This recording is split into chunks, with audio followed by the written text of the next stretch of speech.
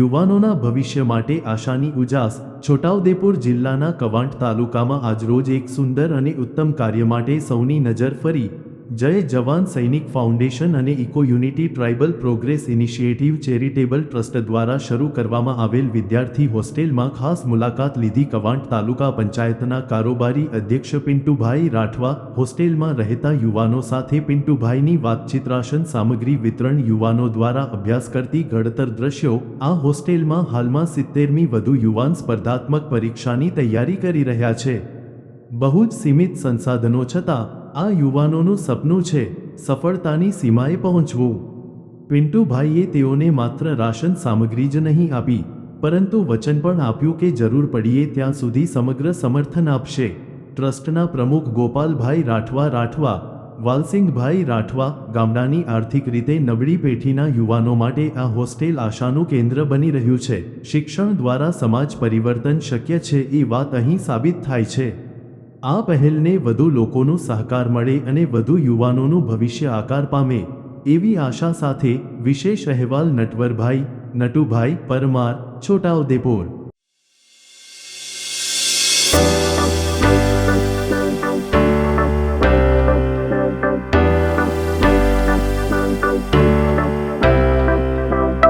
આપણા સમાજના લોકો હજી ઘણા પાછળ છે। ભણવામાં થી માંડીને અને આર્થિક સ્થિતિ જે આપણી ખરી ને એ ખૂબ નબળી છે અને એ આપણા સમાજમાં જ છે। અને એ આપણા સમાજમાંથી દૂર કરવા માટે આપણે પહેલાં ગણીને નોકરી કરીને, નોકરીની તો કોઈક મોટો બિઝનેસ કરીને આપણા સમાજને આગળ કેવી રીતે લાવવા એ આપણે જ કરવાનું છે। જે આપણો આખો વિસ્તાર આદિવાસી વિસ્તાર જે છે આપણો છોટાઉદેપુર, ખાલી છોટાઉદેપુર નહીં પણ જેટલા આખા દેશમાં આપણા જેટલા ટ્રાઇબલ એરિયા છે એમાં સૌથી પાછળ રહી ગયા તો આપણા આદિવાસી સમાજ જ પાછળ રહી ગયો।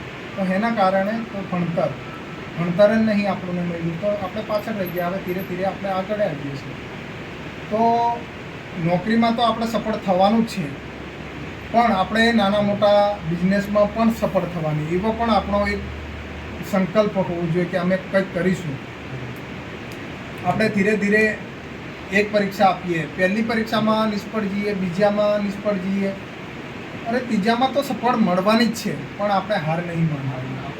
અને આપણી સ્થિતિ સારી ના હોય તો આપણા સમાજમાં ધીરે ધીરે ગોપાલભાઈ જેવા માંડીને આપણા સાહેબ છે બધા ખૂબ સારું કામ કરી રહ્યા છે અને ધીરે ધીરે આપણને મદદ કરી રહ્યા છે।